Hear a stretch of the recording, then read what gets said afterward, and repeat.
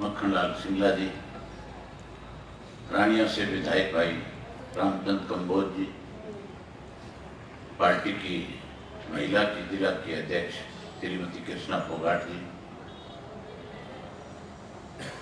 हल्का के भारतवर्ष की सबसे बड़ी पंचायत के सदस्य सरदार चरणजीत सिंह रोड़ी जी, हल्का के सभी अध्यक्षगण, आज महिला की हल्का की नवनियुक्त अध्यक्ष रजनी कंबोज जी, हल्के की कार्यकर्ता की मीटिंग में आए हल्के के सभी बहुत ही वरिष्ठ कर्मठ मेहनत कार्यकर्ता साथियों, सबसे पहले तो आपसे इस बात के लिए माफी चाहूंगा कि 4 बजे का समय दिया, कोशिश थी कि 4 के 4:30 हो जाए, आपके बीच में पहुंच जाए, लेकिन आज कोर्ट की तारीख थी और उस कोर्ट की तारीख की वजह से पहले तो रोहतक पहुंचने में लेट हुए और रोहतक के अंदर फिर पीएससी की मीटिंग थी। मीटिंग भी इसलिए रखी हुई थी कि लोकसभा के चुनाव में हमें किन मुद्दों के साथ लोगों के बीच में जाना है और इस लोकसभा के चुनाव में 10 के 10 लोकसभा क्षेत्र में पार्टी की तरफ से किन किन साथियों को चुनाव मैदान में उतारा जाए, उसके लिए हमने अशोक अरोड़ा जी के नेतृत्व में एक कमेटी बनाई थी और उस कमेटी में यह फैसला हुआ था कि सब जगह से जो जो चुनाव लड़ने के इच्छुक लोग होंगे उन सब कार्यकर्ताओं के, उन सब नेताओं के नाम लेकर के और पीएससी की मीटिंग में उस पर चर्चा करेंगे। उस पर चर्चा करी, हर लोकसभा क्षेत्र से कहीं से 4, कहीं से 5, कहीं से 7 लोगों के नाम थे। उसमें फिर यह फैसला हुआ कि चौटाला साहब के सामने इन सब नामों की लिस्ट को लेकर के उनसे मिल करके और लोकसभा के चुनाव की जो नॉमिनेशन की तारीख होगी उससे 2 दिन पहले किस किस को प्रत्याशी बनाया जाए, इस बात की घोषणा भी 14 अप्रैल को करेंगे। 13 को बैसाखी है, बैसाखी को भी कर सकते हैं क्योंकि बैसाखी हमारे लिए बड़ा शुभ दिन माना गया और विशेष रूप से इस बात को लेकर के भी चर्चा हुई कि हमें किन मुद्दों के साथ लोगों के बीच में इस चुनाव में जाना चाहिए। पहले तो 10 साल तक कांग्रेस पार्टी ने इस देश को और इस प्रदेश को दोनों हाथों से लूटने का काम किया, महंगाई बढ़ाई, वहीं हरियाणा प्रदेश के अंदर किसान की बेशुम कीमती जमीन को कौड़ियों के दाम पे उस सरकार ने बेचने पे मजबूर किया। बड़े बड़े बिल्डरों ने उस जमीन को खरीदा और उन बिल्डरों के साथ सरकार में बैठे लोगों ने मिली भगत करके उस पैसे को आपस में बांटने का काम किया। सत्ता में बैठे लोगों ने अपनी जेबें भरी, कहीं सोनिया गांधी को राजी करने के लिए सोनिया के रिश्तेदारों को जमीन दे दी। आज उसी का नतीजा है कि भूपेंद्र सिंह हुड्डा को भी सीबीआई की कोर्ट के चक्कर काटने पड़ रहे हैं। और इस पिछले 5 वर्ष में जब से बीजेपी की सरकार बनी, बीजेपी ने नारे बड़े दिए थे, वायदे बहुत बड़े बड़े किए थे।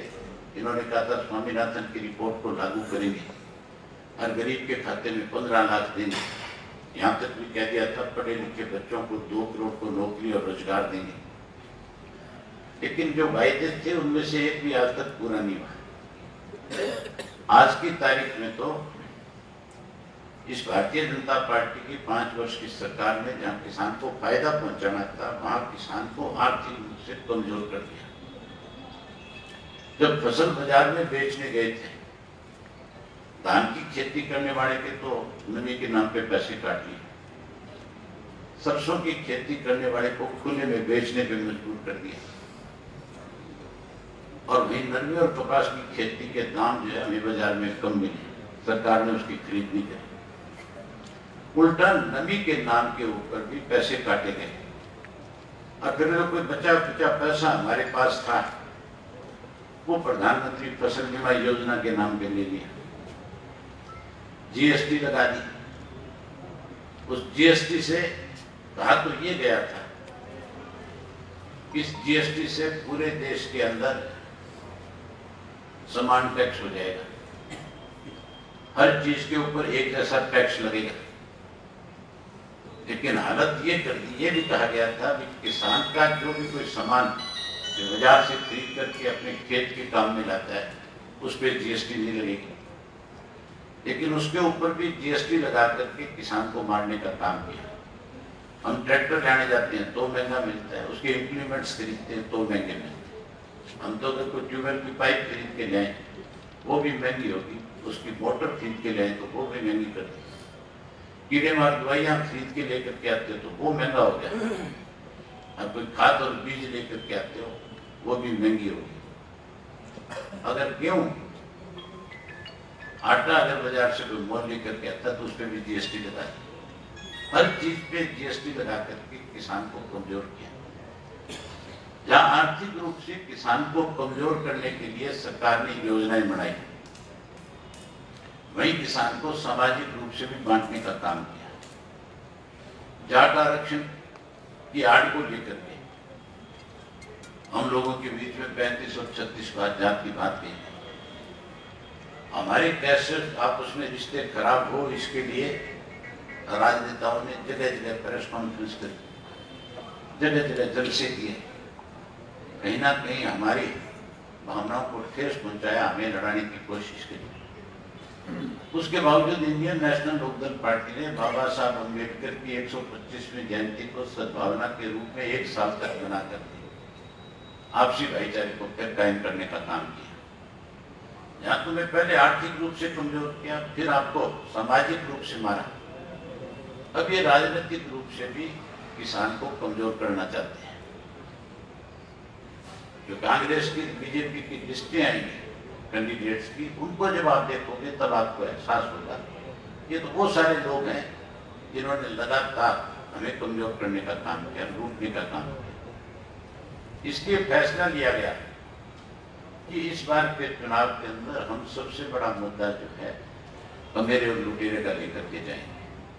लुटेरे तो इस देश में चंद घराने हैं जो आपके गाड़ी खून पसीने की कमाई को लोन के रूप में देते हैं।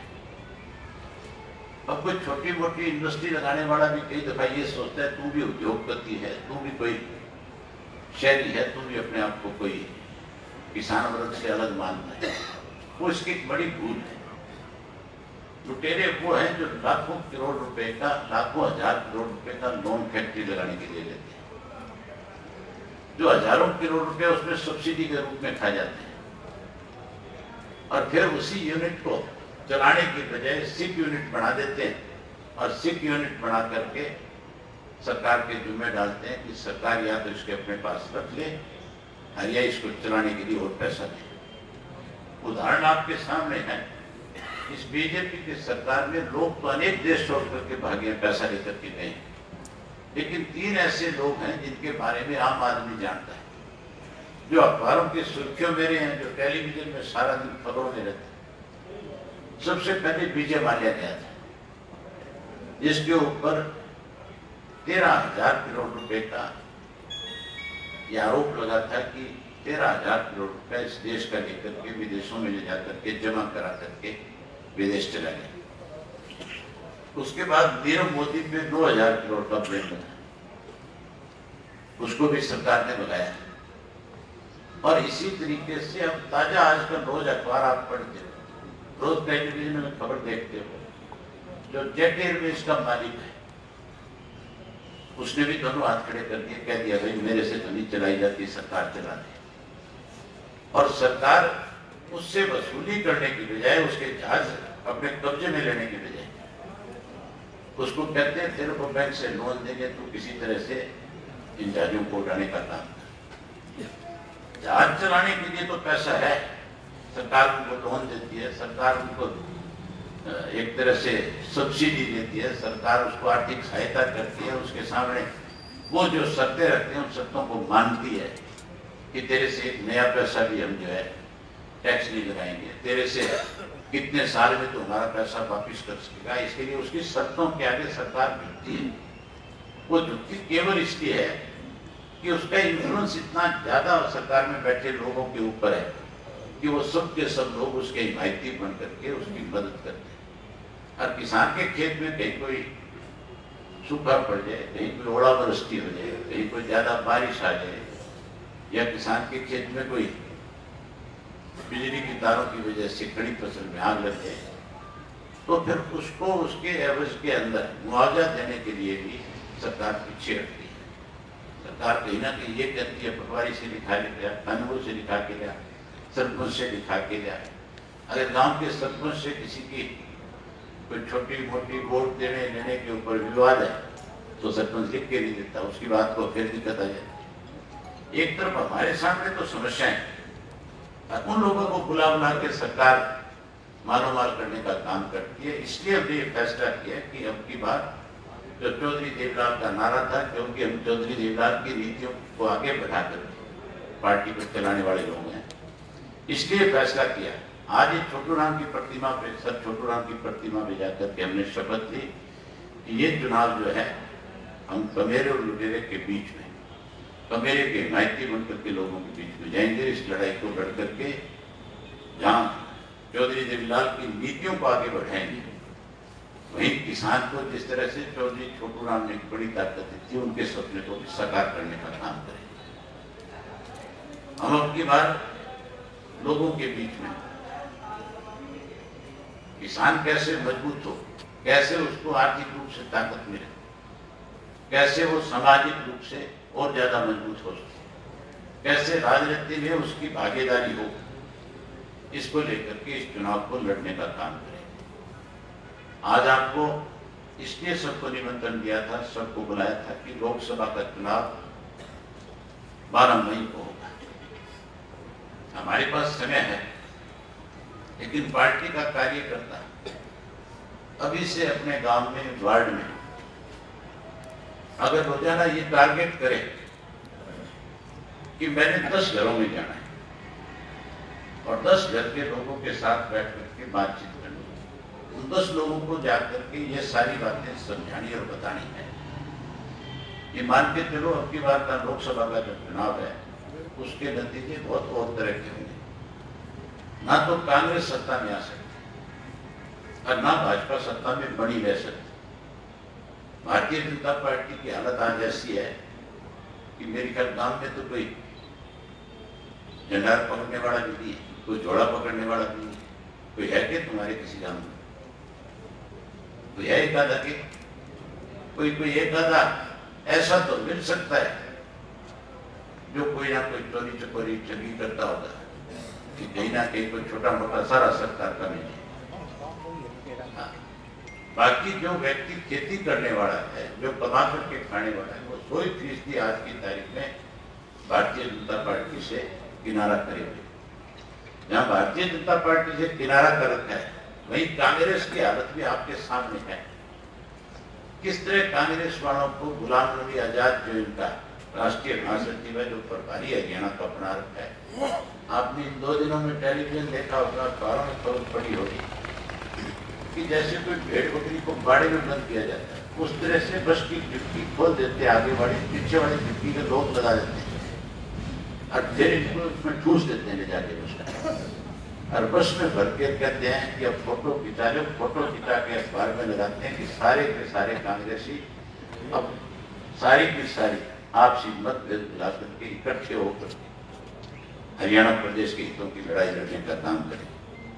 और थोड़ी देर बाद में जब कहीं बस रुकती है, बस रुक करके खिड़की खुलती है, तो फिर जैसे बाड़े से रेवड़ निकलते हैं उसी तरह से निकलते हैं, भाग भाग के अपनी गाड़ियों में चढ़ जाते हैं। फिर इसको गुलाम नबी आजाद को पूरी रात इस बात पे कसरत करनी पड़ती है, फिर रात को कसरत करके सुबह उसी बस में फिर ठूसने का काम करते हैं। ये रोजाना का किस्सा है। तो मान के चलो कि जो इस तरह से बैठा करके ले जा करके लोगों में ये दिखाने का प्रयास कर रहे हैं कि कांग्रेस एकजुट नहीं, आज भी उनकी जूतियों में दाल बढ़ती है, आज भी सबके अलग अलग बर्तन है, रोज खड़कते हैं। इसलिए लोगों का जो विश्वास है आज भी इंडियन नेशनल लोकदल पार्टी पे ये ठीक है, मैं भी मानता हूँ, आप भी इस बात को समझते हैं कि कुछ लोगों ने हमारी पार्टी को तोड़ने का प्रयास किया। जो लोग छोड़ करके गए, ये मान के चलो साबुन वाले जहाज थे, बैठ गए नहीं बैठ गए, थोड़े से दिन और रुक गए। इस लोकसभा के चुनाव के बाद आप देखना एक भी नजर नहीं आया। ये रोज मुझे कहते थे अभय सिंह इनको डिस्क्वालीफाई क्यों नहीं कराता, इनको निकालता क्यों। मैंने नोटिस ही दिया था परसों, कल ही वकील ढूंढने लगे। कल से ही हड़दम मची हुई आपस में, एक दूसरे एमएलए को फोन करते हैं। रामचंद्र को फोन किया था, किसने किया था? राजदीप एक एमएलए जो सबसे पहले गया था, वो कहता अब क्या होगा हमारा, ये मुझे बड़ा थारा होगा कि को होगी अपने बात है, बोला ऐसी करूंगा कि खाना कुत्ता खीर तुम्हारे साथ बहुत बुरी होगी। इसने उसको आगे से बताया, बोला तुम्हारी मेंबरशिप नहीं जाएगी तो तनख्वाह के रूप में अब तक तुमने पैसे दिए वो भी सरकार फिर वापस वसूलेगी, तुम्हें तो बैंक से लोन लेकर के कर्जा चुकाना पड़ेगा। ऐसी हालत है जहाँ इनकी तनख्वाह कल से बंद हो जानी है बेचारों की। ये तो मान के चलो जो मुझे ललकारने वाले थे, अब कहीं ना कहीं अपने आप को कैसे बचाया जाए। मुझे इस बात का अंदेशा है कि कहीं ये स्पीकर को चारों लिख कर ये ना दिया है कि हम तो चौधरी देवलाल की, चौधरी ओम प्रकाश चौटाला की, इंडियन नेशनल लोकदल पार्टी की विचारधाराओं में विश्वास करते हैं। उनके सारे एक जैसे हैं, पंजी फोड़ने वाला नहीं है उनमें से, सारे के सारे दूसरे की जेब में हाथ डालने वाले, उनकी जेब में हाथ डालते हैं, अपनी जेब में साथ को फंसा के खड़ा कर देते। इसलिए मैं आपसे कह रहा था कि लोगों में विश्वास पैदा करोगे। अपने सरसा में तो कोई इस बात को लेकर के किंतु परंतु नहीं है। यहाँ के लिए तो कोई भी पार्टी है, किसी भी दल का है, सारे एक बात कहते हैं, एक बात मानते हैं कि सरसा लोकसभा क्षेत्र से इंडियन नेशनल लोकदल पार्टी जिसे भी अपना उम्मीदवार बना करके भेजेगी वो 100% चुनाव में भारी बहुमत के साथ जीत करके आएगी। वो जीतेगा तब जब हमारा कार्यकर्ता आज से 10-10 घरों में जाना शुरू कर देगा। ज्यादा नहीं कहता मैं, सारे गांव के अंदर आप रोज चक्कर लगाओ, रोज लोगों से मिलो, लेकिन 10 घर ऐसे देखो जो 10 घर कहीं ना कहीं हमारे से कभी ना कभी किसी बात से खफा होकर के दूसरी पार्टियों को वोट डाल करके उनके साथ बैठो, उनसे बातचीत करो, उनके मन को टंटोड़ो, उनमें विश्वास पैदा करो कि आने वाला समय जो है फिर इंडियन नेशनल लोकदल पार्टी का है, फिर सरकार पार्टी की बनेगी। ये सीट जब आप जीत जाओगे तो 100% पूरा का पूरा समीकरण बदल जाएगा सारी जगह। यहाँ से जो भी एमपी बनेगा, अब की बार देश में जो सरकार बनेगी वो इस किस्म की सरकार होगी कि एक एमपी की भी कीमत होगी। एक एमपी जो है वो कईयों जैसा होगा।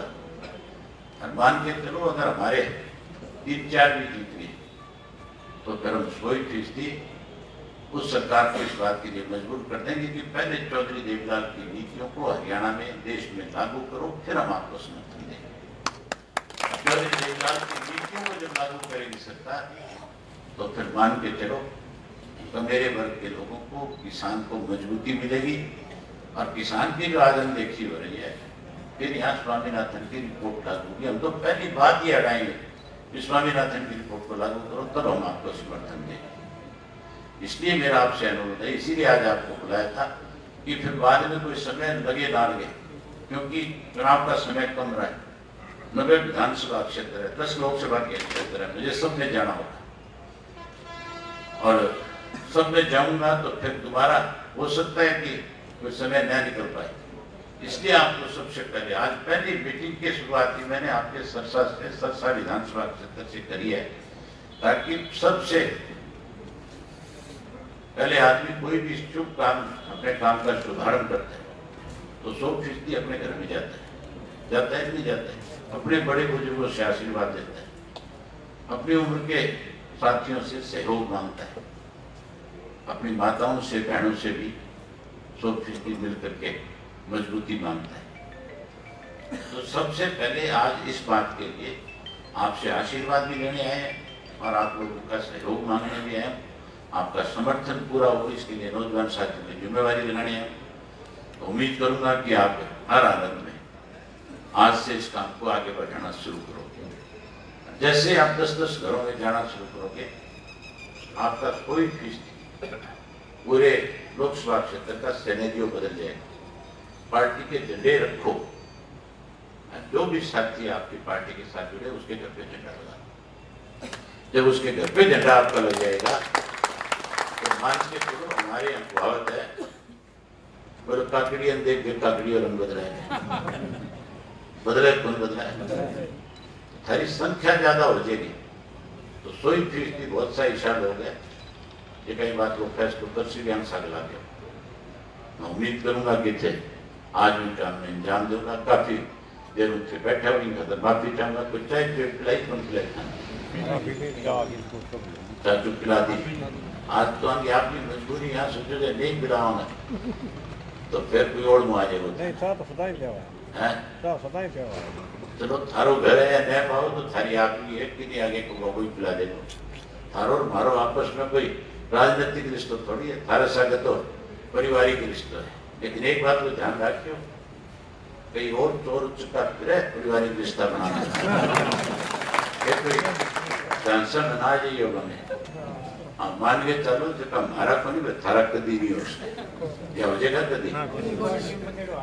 तो ठीक है, आई बात कहनी, बहुत धन्यवाद।